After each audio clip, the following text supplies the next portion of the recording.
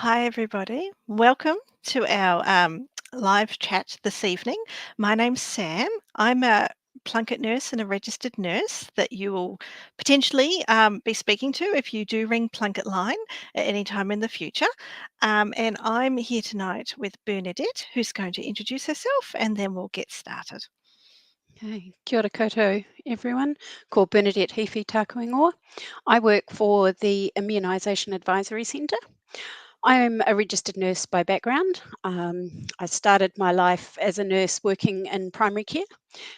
So I've been involved in immunisation since the day I got my practicing certificate. Well, actually, since before that, even when I was a student nurse. So it's been a big part of my career, and it's great to have this opportunity to talk about it. Thanks, Sam. That's okay. So I'm just going to run through a little outline of what we aim to talk about tonight, and then we'll get going. So we are going to, well, Bernadette is going to discuss what our immunisation schedule is in New Zealand for our tamariki, the importance of immunisation. The fact it's free, we're going to mention that as well. Where you can go to get your immunisations for your children, what to do if you're having problems accessing your immunisation schedule, particularly if you can't register with a GP, um, caring for yourself and your peppy after immunisations, what to expect, and management of common symptoms and potential side effects. And lastly, we're going to go through some of the common questions we hear at PlunketLine about this topic when mums and dads ring us up. So we'll start with Bernadette. Would you like to explain what the immunisation schedule is? Okay, thanks, Sam. We're really lucky in Aotearoa, New Zealand, to have a comprehensive immunisation schedule. In general, our vaccination schedule starts at 6 weeks and actually goes through until your last flu vaccine. So the schedule starts and covers disease, well, starts at 6 weeks and then you have there's another event at 3 months, 5 months, 12 months, 15 months, and 4 years. We'll Mhm, probably mostly concentrate on the under fives today, mhm. but just plug in here a little reminder there's stuff going on for the 11 and That's 12-year-olds as okay. well. Yeah. So the there's a lot of diseases that are covered by the immunisation schedule, and there's a lot of diseases that we don't hear about every day in New Zealand. Mhm, They're not common in our country, but most of them are still found overseas. And mhm. you'll probably find a favourite tagline of mine is that we're only a plane ride away. um, so the immunisation schedule covers diphtheria, tetanus, whooping cough, polio, hepatitis B, Hib. Well, it's technically Haemophilus influenzae type B, but Hib is much easier to say. Uh, Pneumococcal, rotavirus. Um, we've also got measles, mumps, rubella, and varicella, mhm. which is chickenpox. So we've we've got a full schedule in New Zealand, which is something for us to be proud of. And as Sam's mentioned, and we'll probably mention a few times, if you're under 18, it doesn't matter what your immigration status is, immunisations are free in New Zealand. Mm, yeah, I think it's important people know that because sometimes they're not sure or they're worried about it, about the costs, because overseas there is often a cost involved for their Yes. little people. And why is it so important that we do immunise our children? I think that's a really good question to ask, and it's in part around personal protection.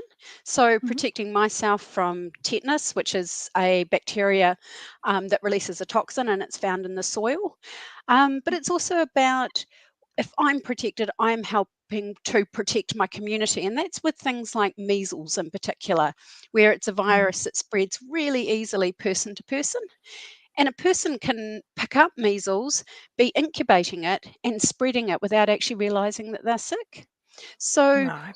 we tend to think about it as community immunity. So we're trying to get a number of people, the magic number is 95% of people immunized so that we don't get easy spread of disease within New Zealand. We're not there at the moment, and so for us, measles is something that's a bit of a worry. Mhm, It's there are a number of measles outbreaks internationally, and there is the risk that someone will go away on holiday and bring measles back with them, or someone from Yeah. overseas visiting us will bring measles with them. So it's probably the most commonly mentioned vaccine preventable disease at the moment. But we also Okay. have other things like influenza. We're coming into winter. Um, Mm. and there's certainly a lot of respiratory bugs around at the moment. So being Mhm. protected against influenza. And our whooping cough numbers, pertussis, are starting to pick up. So Mm. it's, making sure that we are protected as best we can be as a community and as an individual. Actually, Sam, I realise I forgot something really, really important, and Okay. that's That's right, we can pregnancy go back. immunisation. We can go Yeah, back. start at the Yeah. very beginning, before the baby comes out, when we're huffing. Absolutely, yes. So it's really important for hapu mama to think about protecting themselves and also protecting their baby. Mm. So thinking during pregnancy, really important to think about that flu vaccine and also the pertussis containing vaccine. Pertussis one. Mm. So that you're protecting yourself and also passing on antibodies to protect your baby. It's just an amazing gift you can give to help protect your baby And in those few months of life. the Yeah. pertussis one, is it still free for women who are pregnant? Yes, so for pertussis, it's free during pregnancy from the second Mhm. trimester. So, sort Oh, of that okay. 12, 13-week onwards, you can go in and have that vaccine done. Flu vaccine is free from the day you get that second line on that pregnancy test. Oh, So, okay. anytime during pregnancy. And Oh. that's because you've actually got two different things going on. So, with Mhm. flu, pregnant women are at greater risk of complications from flu. So, Mhm. what we're trying to do is to protect them throughout their pregnancy so that they don't end up with complications from flu. They don't end up being admitted to hospital or to ICU Okay. with Mm. complications from influenza. With the pertussis vaccine, while it would be unpleasant for a pregnant woman to get pertussis, what we're really aiming for is to make sure that that pregnant person passes on antibodies to their baby Mhm. during that Mhm. later stage of pregnancy. So, and that Okay. a lot of that happens in that second and third trimester. So that's why there's slightly Mm. different timing. Different timing. Okay. And, w if people are keen to get their children immunised, what's the best place to go for it? I know, generally our advice would be your own GP, but what do people do who are having trouble getting into their own GP? Where can they go to get their immunisations? I think in first, and the place you should be able to access appointment would be your primary healthcare provider. So whether that's your Mhm, general practice, whether that's a Māori and iwi provider or Pacific Trust, mhm. or um, any other sort of health clinic that's set up. There's a few nursing clinics around as well that offer immunisation Mm, mm. services. There are a few pharmacies that are looking at being involved in the childhood Oh, immunisation space. mhm. Um, every we used to call them district health boards, but sort of every district has a Area. every area has a process for referring or putting people in contact with a provider who can offer immunisations where you can't get into your own GP. So we often refer to them Mhm, as outreach immunisation services. mhm. So if you're having trouble accessing through your primary healthcare provider, you might be able to talk to someone from the PHO, or even, PlunketLine can often put you in touch with someone Yeah, who or yeah. will be able to help facilitate that process. The other really cool thing, and I think it's going to pop up in the chat at some stage, is that on Health Point, is it Health Point? You can actually have a look at who all the immunisation providers are in your area, and you can look at it for pregnancy vaccines, or you can look at it for childhood Mhm. vaccines, and you can see who is actually available in your area to offer those immunisations. But I'd Yeah, I think always that suggest oh, sorry. Mm. having a conversation with your plunket nurse, tamariki, or a provider to see who they know is available in the community that you're in. That's a good point actually because, we're a very mobile community these days. A Mm, lot of people are moving house for lots of various reasons, even traveling. We've had phone calls to PlunketLine from families who are travelling around the country trying to get their children immunised. And so it's a good place to look, I think. If you can't find it on there, you can, of course, call us on PlunketLine and we can help you as well, accessing a local service so that you can stay on schedule and that you're not missing out and thinking, oh, well, I'll just go back home and do it in 6 months. It's really good to try and stay on the schedule. Um, what what I was going to ask about is we all talk about the importance of the immunisations, and some parents are hesitant due to potential side effects, for want of a different word, or um, things that. How can we support our tamariki after they have the immunisations to be more comfortable? Do you have Oh, advice about that? I do. I think and I think for any parent who is, accessing health services, having a medication prescribed or a vaccine given for their child, you know, concerns around what the effects of that might be are perfectly valid. And you Mm. are Mhm. only trying to do the best that you can in the best interest of your child. So you have every Yes. right to ask every question that pops into your mind and just trying to sort the information out. Mhm. What I would say is that vaccines are like every other medicine, they have the potential for side effects. So, if you think about an immunization, what we're trying to do is take advantage of the body's immune system. So, our Mhm. immune system responds to stuff that doesn't belong to us. It doesn't have a tag that says, I belong to Bernadette Heaphy. And so my body will try and get rid of it. Now, Mhm. with a disease, that happens, and with a vaccine, that happens too.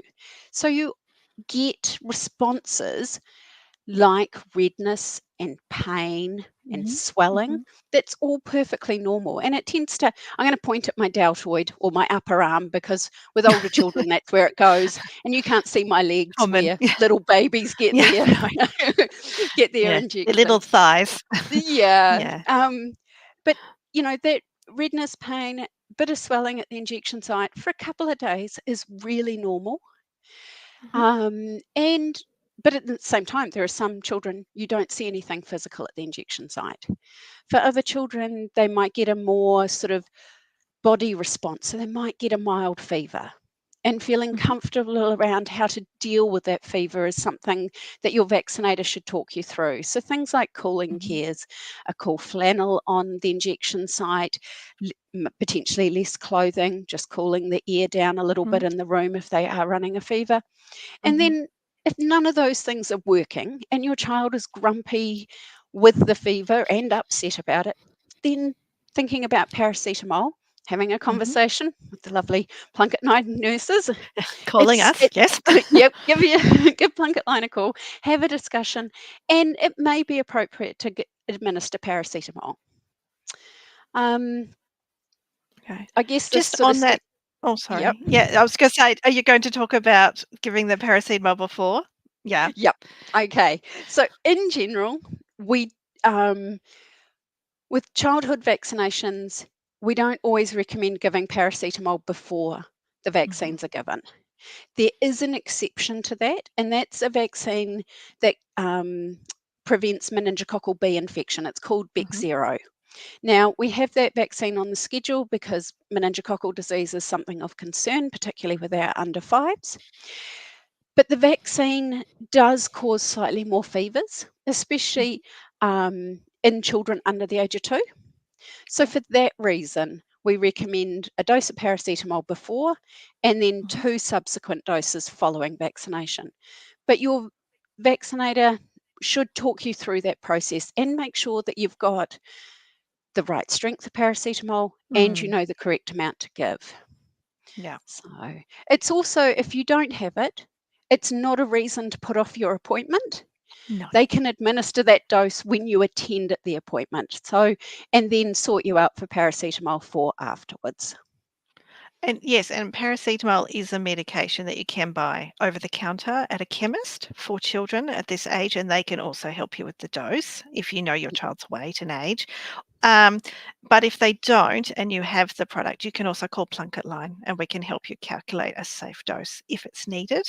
But we will also offer advice about other cooling techniques and other strategies as well to make your tamariki more comfortable. Um, we sometimes do, I mean, this is a topic we do get calls about on PlunketLine for a variety of reasons. One of the questions I have had is, um, I I have parents sometimes who are concerned that they might overwhelm their baby's coping strategies, their health system, if they have all the immunisations on the same day. Some of the schedule, if you look at the schedule, there's 2 or 3 vaccines given on the same day. Um, and so they ask, can we separate them? Can we spread out those vaccines? What's IMAC's advice about that? What would you recommend? We don't generally recommend separating out the vaccination events. Mhm, The schedule with the way it's planned, and yes, 2 injections and an oral dose of a vaccine seems like a lot for a little 6-week-old baby. Um, is the schedule's planned to try and get protection in as early as possible to mhm, prevent them from becoming unwell from the okay, disease. mhm, The From the moment your tamariki is born, it is exposed to a whole lot of stuff that's yes, not them. Um, and they have the most amazing immune system mhm, and the ability to cope with such a huge change from being in a nice, warm, comfortable space inside mhm, their mama to being outside in the big wide world. So they do have an amazing ability to cope. But it is something that if you've got concerns and you want to ask questions around how can I do this, what is best for my child, then have that conversation with your vaccinator. But in general, the schedule that we've got is not going to overwhelm your tamariki. It will mhm. provide them with protection at the earliest we can do it, so to prevent them from becoming unwell. So it's one of those things that has been considered when the schedule was designed, that the research has been involved in that. Absolutely, yes. And I Okay. mean, yeah, tamariki are amazing with what they can cope with, and Yeah. yeah. All right. So we have had a question come through. Um, is there a recommended age to get the flu jab for Tamariki? Absolutely. So you can actually, for your child, the flu vaccine is available from 6 months of Mhm. age.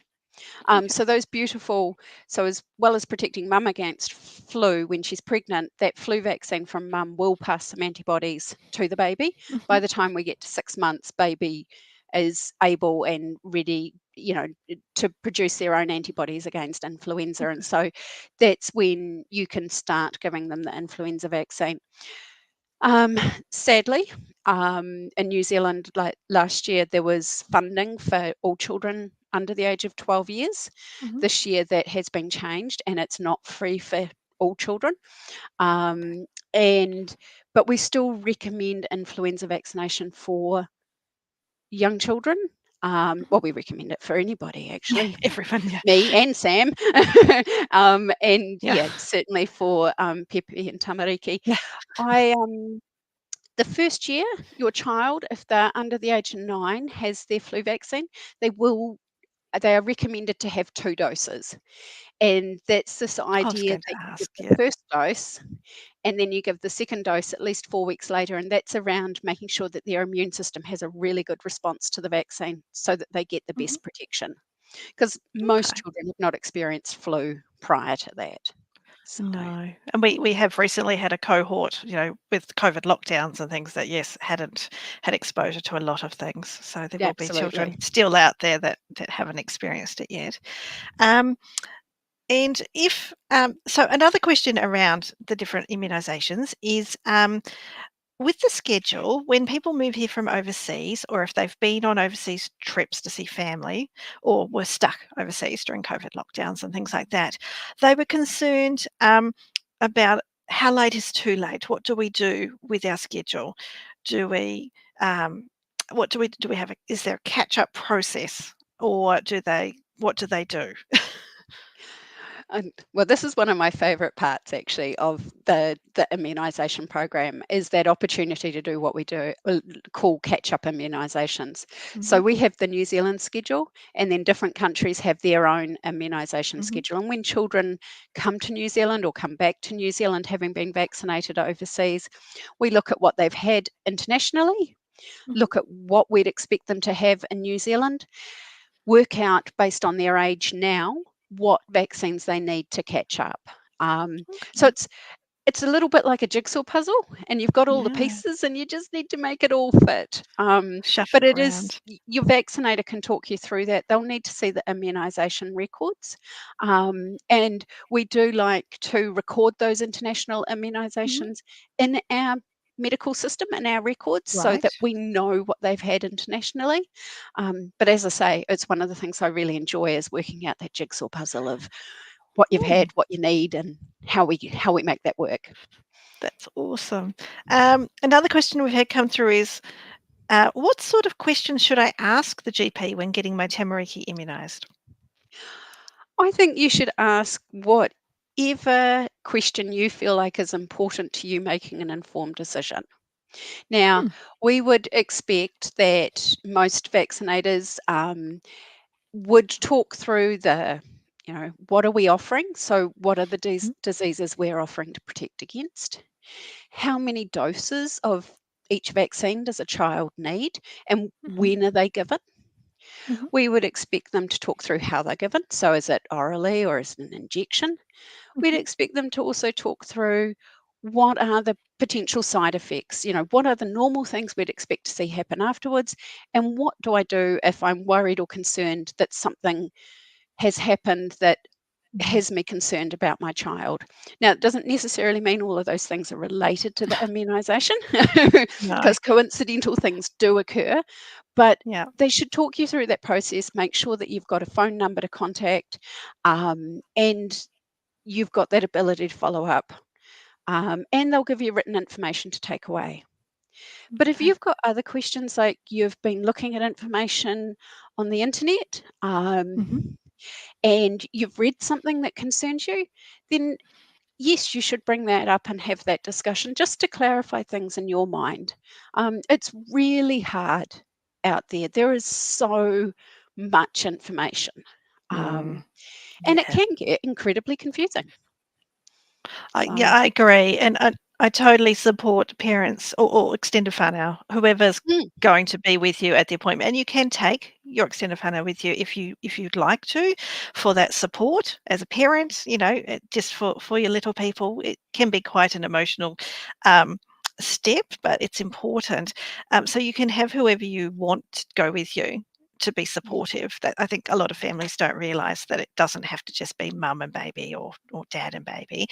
Um, the other thing is, there's no silly questions. Like, if no, it's important enough for you to be thinking about it, it's important enough for you to say. They're not going to laugh at you. They're not going to, well, they shouldn't be making you feel silly for asking that question. And it's important that you're comfortable with the decision you make, whatever that decision is, and that you can change your mind.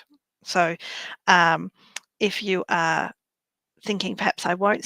We have parents go, and once they've got the information, they decide, actually, I am going to immunise my baby today. Um, and I'd like to go ahead once they've got that information that they actually needed. Um, the other question I had was, with the immunisations, what was I going to ask? Um, is there Oh, I've lost what my question was going to be. I had it. It was about it was about questions for asking the GP. Um, sometimes people don't feel comfortable with their local person who's doing it, and so you don't have to go to that clinic if the person you speak to can't answer your questions or has answered them and you're not satisfied with that. I think it's important that you can you can ring PlunketLine.